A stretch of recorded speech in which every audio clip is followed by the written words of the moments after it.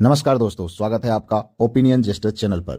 सरकारी बाबुओं के लिए नया नियम, काम अच्छा किया तो बढ़ेगा वेतन, वरना जो था वही रहेगा। प्रभात खबर की इस रिपोर्ट पर आज हम ध्यान देंगे। 8वें पे कमीशन सिर्फ वेतन ही नहीं बल्कि परफॉर्मेंस बेस्ड पे पर भी फोकस करेगा। चौथे से 7वें वेतन आयोग तक इसकी अवधारणा विकसित हुई लेकिन लागू नहीं की हो सकी। अब कर्मचारियों को बेहतर प्रदर्शन के बदले पारदर्शी व व्यवहारिक भुगतान प्रणाली की उम्मीद है। आगामी 8वें केंद्रीय वेतन आयोग केवल केंद्र सरकार के कर्मचारी के वेतन की समीक्षा नहीं करेगा बल्कि उसके पूरे वेतन पैकेज पर ही ध्यान देगा।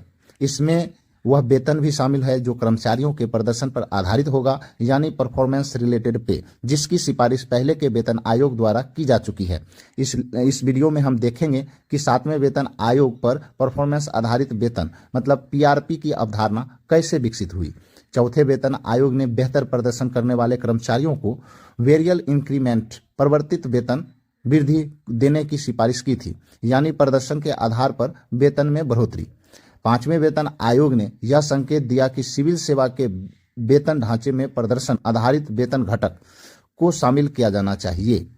6ठे वेतन आयोग ने पहली बार सुनियोजित ढांचा पेश किया जिससे परफॉर्मेंस रिलेटेड इंसेंटिव स्कीम कहा गया। इसके तहत कर्मचारी को उनके व्यक्तिगत या समूह स्तर के प्रदर्शन के आधार पर वार्षिक बोनस देने की बात की गई थी। इसके बाद कार्मिक एवं प्रशिक्षण विभाग डीओपीटी ने एक ऐसा मॉडल प्रस्तावित किया जिसमें वेरिएबल पे कर्मचारियों को उनके प्रदर्शन के अनुसार दिया जाए। इस योजना में व्यक्तिगत और टीम दोनों स्तरों पर बोनस देने की बात की गई थी। 7वें वेतन आयोग ने पीआरपी को सभी श्रेणियों के सरकारी कर्मचारियों के लिए लागू करने की सिफारिश की। इसके लिए निम्नलिखित आधार पर सुझाव दिए गए थे, जिसमें से एपीएआर, आरएफडीएस, परफॉर्मेंस क्वालिटी और आउटपुट मैट्रिक्स। आयोग ने कहा कि पीआरपी लागू करने के लिए नई व्यवस्था बनाने की जगह मौजूदा नियमों में ही छोटे बदलाव के साथ इसे अपनाना ज्यादा व्यवहारिक रहेगा। इससे प्रक्रिया सरल होगी और इसे आसानी से लागू किया जा सकेगा। आयोग ने यह भी सुझाव दिया कि पीआरपी लागू होने के बाद मौजूदा बोनस योजनाओं को विलय कर देना चाहिए। जब तक कि पीआरपी की सभी विभागों में लागू नहीं किया जा सके तब तक मौजूदा बोनस योजनाओं को उत्पादकता और मुनाफे से जोड़कर जारी रखना चाहिए। इस सिस्टम के आने से सरकारी नौकरी में भी अब प्रदर्शन का महत्व बढ़ेगा। जो कर्मचारी मेहनत से काम कर रहे हैं उन्हें इसका सीधा लाभ मिलेगा। ज़्यादा वेतन, सालाना बोनस और बेहतर रैंकिंग।